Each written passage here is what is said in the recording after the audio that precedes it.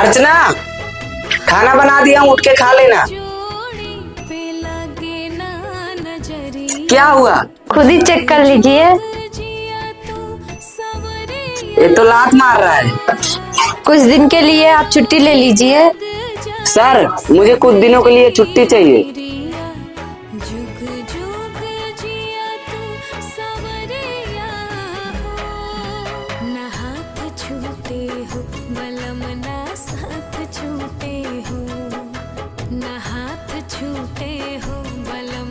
चलो, बाहर धूप है, कपड़ा सुखाना है।